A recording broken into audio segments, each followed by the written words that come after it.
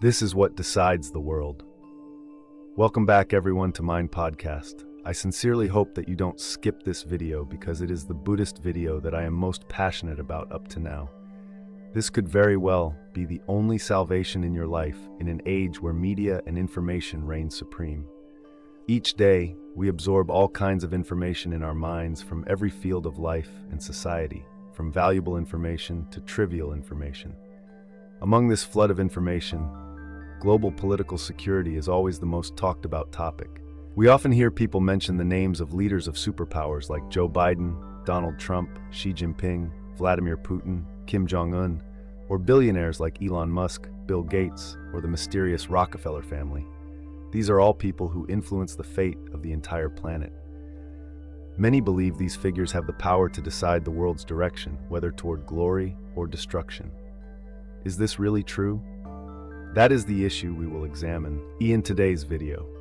Of course, we will examine it from a deeper perspective because, regardless of world politics, economics, or military matters, we view them through the lens of Buddhist teachings. Buddhist scriptures say that after meditating for 49 days under the Bodhi tree, the Buddha Shakyamuni attained supreme enlightenment, becoming the highest awakened being. He discovered the essence of mind, or consciousness, as the source of the universe and all things, affirming that mind and matter are not different, though their forms differ completely. Therefore, the Buddha's teachings are called the path of non-duality. The non-dual method does not mean two, nor does it mean one. The Diamond Sutra states, "Let your mind arise without being fixed anywhere." The mind can manifest in any place without limitation and can appear as knowledge, as thought, or in the form of tangible matter. Thus, the Buddha knew clearly that matter is merely an illusion, not real. The universe, all things, and human life are only illusions, not real. He left the throne, his wife, and his child to seek the path to solve the issue of suffering in the world, specifically focusing on the four fundamental sufferings of beings: birth, aging, illness, and death. In the end, he discovered that these sufferings are not real. Human beings themselves, composed of the five aggregates, form, feeling, perception, mental formations, and consciousness, are also not real. In other words, the five aggregates are empty. These discoveries are incredibly profound, extremely difficult to understand, and hard to believe. Therefore, immediately after his enlightenment, the Buddha intended to enter nirvana without teaching, because beings were not real and suffering was not real. So who needed to be saved? However, Brahma, a deity in the heavens with divine insight, knew what the Buddha was thinking and appeared before him, imploring him to teach the Dharma, as beings are deluded, believing themselves to be real and suffering greatly. To the Buddha, suffering was merely an illusion, but to sentient beings, that suffering felt completely real. In truth, he only played a role. To teach the Dharma, there needed to be a karmic connection, a sincere request. The Buddha appeared in this world for the great karmic purpose of liberating sentient beings from suffering, so there was no reason not to stand and preach. He needed a representative, and Brahma's plea provided the karmic cause for his teaching. Initially, the Buddha taught the Four Noble Truths, followed by the 12 links of dependent origination, explaining the nature of causes and conditions and how the law of karma operates. But ultimately, when sentient beings had a foundational understanding, he destroyed all concepts again, teaching the Heart Sutra, breaking through all worldly views, and revealing the ultimate truth that emptiness is the essence of all phenomena. Everything is merely an illusion, not real. The sutras clearly state, "Deliver all beings from all forms of suffering, because everything is just a dream." Families of passengers on Malaysia Airlines flight MH370, or those who lost loved ones in earthquakes in Japan, endured day and night in suffering. Vice Principal Kang Min Kyung of a school that lost many students in a tragedy even hanged himself, although he was one of the 3 teachers saved out of 15 on the ferry. He committed suicide, tormented by suffering, as he was the one who organized the school trip. Out of 325 students, only 75 were saved. His death added further pain to his family and didn't help anyone. If people understood that the world is just an illusion and not real, would that reduce suffering? Did the vice principal need to take his own life? He believed he had to bear that responsibility, a truly unfortunate mistake. Now, let us examine whether the leaders of the superpowers mentioned above and Vice Principal Kang Min-kyung truly make any decisions, or if all decisions are made in a selfless and unconscious way. Modern science has reached a level sophisticated enough to understand and verify the Buddha's discoveries. The Buddha taught non-self in beings and impermanence in all phenomena. This is a truly crucial detail that humanity should comprehend, and Buddhist monks and practitioners should also understand. The following experiment will demonstrate that human consciousness or willpower is highly dependent. It does not truly make any decisions. The consciousness of the self is merely an executor. The self is simply nothing. The self believes it is making decisions, but in reality, it does not. In this experiment, even though Marcus presses the button on the left or right, the researchers looking into his brain already know up to 6 seconds in advance which button he will press. This proves that Marcus' consciousness is not the one making the decision. The decision was made beforehand, and only after 6 seconds does he become aware and press the button. From this experiment, we can conclude the following. 1. A decision that has a deep foundation, whether it's from the karma of an individual or a collective, is a valid decision with enough power to manifest. In Buddhism, this is said to be when all necessary conditions align, then the phenomenon or result must appear. If his consciousness makes the same decision as his karma, the outcome will undoubtedly be successful and as expected. 2. An individual's consciousness can also make a mistaken decision, following false thoughts without any deep foundation or conditions. In such cases, the result will either not appear or not meet expectations, resulting in failure. This explains why some people succeed while others fail. For instance, Bill Gates decided to drop out and enter the business world, establishing Microsoft and developing a computer operating system. He succeeded because that decision was not truly chosen by his consciousness, but by his karmic consciousness, which selected in a selfless manner, aligning with the conditions and real circumstances of the world at that time. If others try to imitate Bill Gates by dropping out and pursuing business based solely on their own decisions, they will likely fail. This experiment reveals that world leaders like Biden, Xi Jinping, or Putin may not actually make decisions themselves. They are, like Marcus, merely executors, although they believe they are the ones making decisions. This belief enables their success. If their consciousness were to make random, erroneous decisions, they would surely fail. Thus, the world is not decided by the leaders of superpowers or powerful nations. This is certainly the case.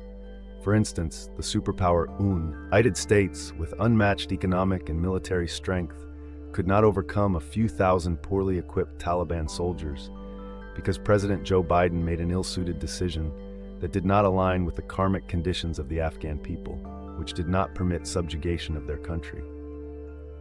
So, who or what truly makes the decisions? According to Dr. Amit Gami and other quantum physicists, consciousness is actually the one making decisions, but this consciousness has no ego. We often refer to it as pure awareness. It is purely information, understanding, and spirit. It is not anyone in particular, but in reality, it is the determining factor of all phenomena that occur in the world. Quantum physicists are also at a loss for terminology. They don't know of a better term and thus use the word consciousness. This term can be confused with individual consciousness. But here, consciousness is understood as synonymous with the alaya consciousness in Buddhist Yogacara teachings. It is an invisible storehouse containing all phenomena occurring within the 3 realms. Alaya consciousness, when analyzed, comprises 8 consciousnesses. The karmic actions of each individual, collective, or nation are stored within alaya consciousness, and based on conditions and karma, appropriate data and information are selected for each specific case or event. The individual consciousness, even if it belongs to the political leader of the world's strongest superpower, is not the deciding factor. It merely plays a dependent role. Outwardly, it appears as if they are the one making decisions. Everyone believes so, including the leader themselves. Only the enlightened ones understand that the leader is not truly the decision maker, but merely an executor. Are there concrete historical cases that show that a leader does not actually make decisions?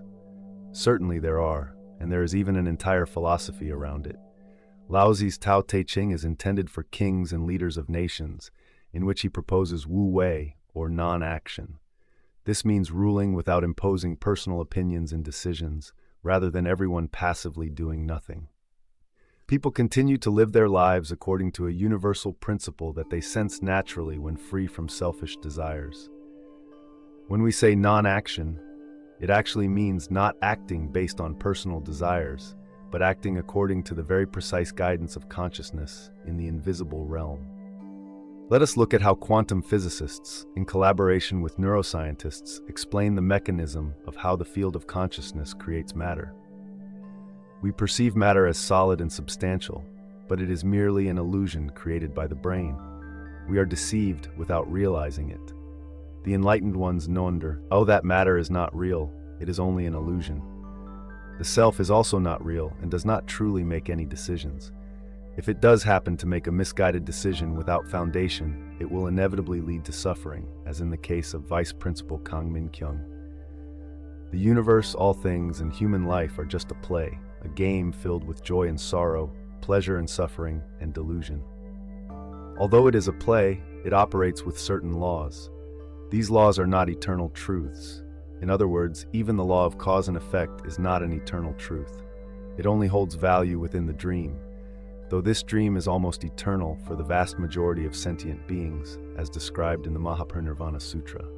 The Buddha's teachings present the story of the blind men and the elephant as an example of human ignorance. We have all heard this story before, so there is no need to repeat it. Almost all sentient beings are like these blind men. They only perceive the elephant according to their own imagination, resulting in 5 completely different interpretations. They never truly know the entirety or reality of the elephant. Quantum physicists today have presented this concept in a scientific and persuasive way. The elephant today is understood as a field of frequencies, sometimes referred to as the superstring field or unified field. In the context of Buddhist Yogacara philosophy, it could be called the field of consciousness or alaya consciousness, a storehouse of all initial data, or seeds, for creating the universe. It is invisible, but scientists believe it takes the form of frequency waves. It does not exist within the spatial universe, but is the origin of the spatial universe. Buddhists claim that the spatial universe is merely an illusion, a hologram, meaning it is not real. The universe and all things appear only within the brains of living beings. Selected frequency waves are transmitted to the brain, which then translates them into matter, such as bodies, trees, houses, and objects. But what selects these waves? In Buddhism, it is referred to as consciousness, or pratibimba citta, which chooses based on the karmic conditions of sentient beings. According to Yogacara, consciousness comprises 8 types, with manas being the self-clinging consciousness of each sentient being. The data in a being's manas is selected and transmitted to their brain, from which it projects a world for that being. Manas then interacts with objects within the 3-dimensional space projected from its own consciousness. Due to collective karma, many beings can see and interact with the same object. For instance, billions of people on Earth see the moon. Thus, the Song Dynasty poet Su Shi wrote a line in his poem that says, "Though separated by 1,000 miles, we all see the same moon." Matter is not real, so it is not objective. This explains why, despite half a century of searching, humanity has not found extraterrestrial beings. Since 1960, Americans initiated the SETI program, Search for Extraterrestrial Intelligence, using radio waves sent into the universe to seek signals from other civilizations. By 1995, with the advent of computers and the internet, many individuals worldwide volunteered to join this program by analyzing data. Yet, to this day, the search has been in vain without any significant findings. Sometimes people claim to have seen or even interacted with extraterrestrial beings, but there is no solid scientific basis for concluding that extraterrestrial beings exist. It may be that beings from other worlds exist, yet they do not see the Earth, nor do they perceive humans on it, because Earth and humanity are illusions. Illusion becomes physical and tangible reality for those within the same realm, but it remains unreal and non-existent for those outside of it. The hologram is a fundamental principle of holographic science. If we do not understand that illusion is the underlying principle of the world, that the world is merely a transient appearance, a projection of the consciousness of sentient beings, including humans, who are actors in the grand cosmic play, then we are mistaken in believing that all phenomena are real. Thinking that marriage, love, and human relationships are inherently real is indeed a major misconception. Although we understand that the nature of the world is illusory, Buddhism does not teach people to live dishonestly, because that world is relative. Albert Einstein articulated the concept of relativity quite clearly. Mass is relative, meaning it is not fixed and can increase or decrease. Spatial distance is also relative, meaning 1 meter is not always 1 meter.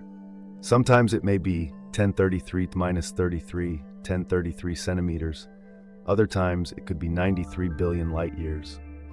Space is simultaneously a point in the current universe because time is not real. Relative time means that while the average human lifespan may be around 70 years, a person could theoretically travel to another planet hundreds of light years away and return within their lifetime. This relative world brings novelty to human life, with many things unpredictable by logic. In mathematical terms, it cannot be represented by a linear equation. This is why Buddhist education highly respects the life of sentient beings, not disregarding life just because it is illusory. Buddhism establishes the 5 precepts for lay practitioners, with the first precept being to refrain from killing and to adopt a vegetarian diet to avoid harming visible beings and adding to the world's suffering. Even though suffering is also an illusion, we derive an important principle here. In the relative world, one should not reason solely with logic. Logic is full of biases, and biases contain many errors. For example, if an archer is 10 meters away from a target and the arrow travels at 100 meters per second, it would logically hit the target in 1/10 of a second. But there is an alternative line of reasoning. The arrow always has half of the remaining distance to cross, so it would theoretically never reach the target. Most people think the first reasoning is correct. The arrow will certainly hit the target after January 10th of a second. However, Zeno also demonstrated that his reasoning is not entirely wrong. In certain circumstances, bullets fired from a gun do not reach the target. This supports Buddhism's perspective that the world is a projection, not truly real, and that there is no eternal truth, only relative truth. The Buddha discovered that all 6 senses are fallible and unreliable. Relying on the senses inevitably leads to mistakes. One of the greatest errors of sentient beings is believing that the world is real, while the Buddha's wisdom perceives that reality is merely emptiness. Nothing at all. Everything is a projection. In quantum entanglement, the non-reality, indeterminacy, and non-locality of quantum particles vividly illustrate the concept of emptiness that Shakyamuni Buddha discovered. Buddha's insights are now clearly explained by quantum physicists, so clear that Dr. Ahmed Gami says it is as clear as daylight. Therefore, the world is not determined by the leaders of superpowers or powerful nations. Outwardly, it appears as if they decide the world's fate, but scientific evidence, through both cosmic theories and experiments like the double-slit experiment, quantum entanglement phenomena, and the holographic model of the brain, where the brain decides 6 seconds before consciousness becomes aware, shows that both the universe and the human brain are holograms. Holograms are defined as illusions that appear where they do not actually exist. This concept has only been confirmed by 21st century science in recent years, but Buddhism has addressed this idea since the Buddha attained supreme enlightenment more than 2,500 years ago. Buddhist scriptures often mention this concept, with phrases like, "Let your mind arise without fixing anywhere," "Form is not different from emptiness, and emptiness is not different from form," "The Dharma realm without hindrance," "The 3 realms exist solely in the Min, D, and all phenomena are mere consciousness." Everything that happens or appears in the universe is impermanent, without self, and is not decided by anyone. This is the hope for smaller nations. They will not forever be subservient to larger nations.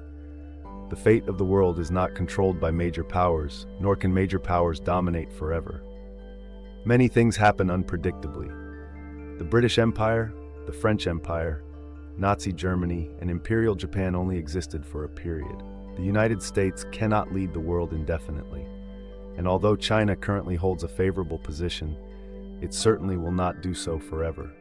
Thank you for watching the video. Please leave your comments below.